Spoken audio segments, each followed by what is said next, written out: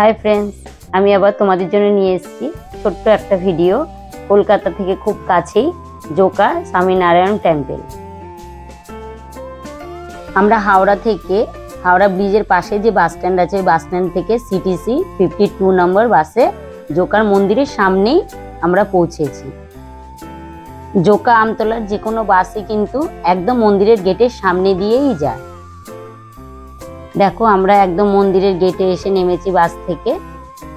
এই গেট, আর এই হচ্ছে যে নেমেছি আমরা বাস থেকে যে রাস্তাটা, সেই রাস্তা। দেখো, গেট দিয়ে ঢুকতেই গেট থেকেই মন্দিরটা একদম চোখে পড়ছে।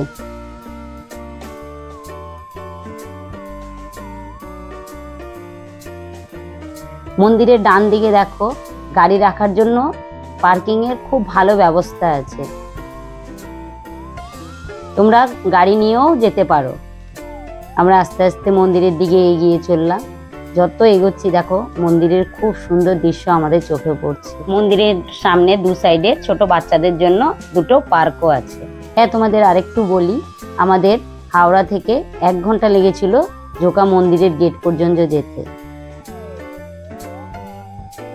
এই মন্দির খোলা থাকে সকাল 8টা থেকে দুপুর 12টা পর্যন্ত।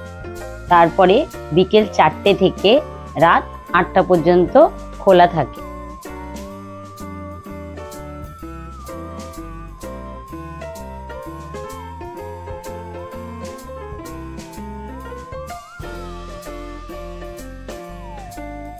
খুব সুন্দর এই মন্দির।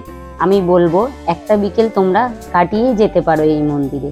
হ্যাঁ, তবে একটু সন্ধেবেলা এলে আলাদা রকম অনুভূতি হবে। তোমরা আরতিও দেখতে পাবে। 6টা থেকে 8টার মধ্যে নিচে আর ওপরে 2 জায়গায় আরতি হয়।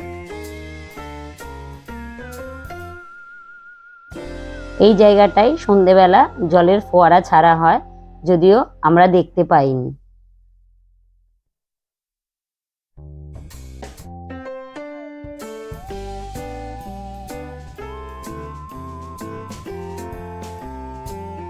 আমরা সূর্য ডুবছে ডুবছে এমন টাইমে মন্দিরে গিয়ে পৌঁছেছি। এই পর্যন্তই ক্যামেরা অ্যালাউ আছে। এরপরে মন্দিরের ভেতরে ক্যামেরা ঢোকা নিষিদ্ধ, তাই আমি রিস্ক নিলাম না। আমরা মন্দিরে পুজো দিয়ে নিলাম, নিয়ে এবার একটুখানি খাওয়া দাওয়া করব বলে বেরিয়েছি। দেখো, মন্দিরের একদম পাশেই মন্দিরের থেকে সংস্থা থেকে বানানো রেস্টুরেন্ট আছে। এখানে আমরা খাওয়া দাওয়া করব। এখানে খাবার অর্ডার করলে আগে থেকে কুপন কেটে নিতে হয়। আমরা কুপনের লাইনে দাঁড়িয়ে, দেখো ওপরেই চার্ট দেওয়া আছে, আমি তোমাদের প্রাইস চার্টটা দেখিয়ে দিলাম। কুপনটা কেটে এখানে জমা দিয়ে দিলাম। জমা দিতেই আমাদের একটা নাম্বার দিয়ে দেওয়া হলো। সেই নাম্বার নিয়ে বললেন যে বসে ওয়েট করতে।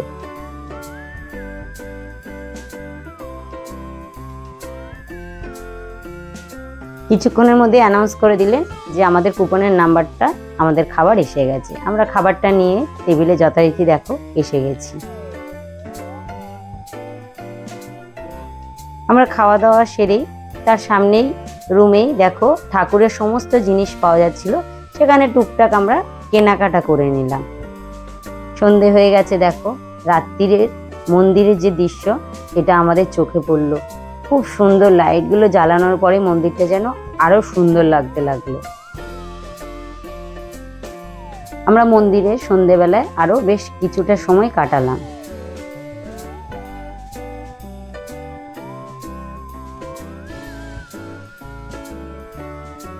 দেখো, বেরিয়ে যেতে যেতে আমার চোখে যত দূর মন্দিরটা দেখা গেছে, আমি ততটাই তোমাদের দেখানোর চেষ্টা করেছি।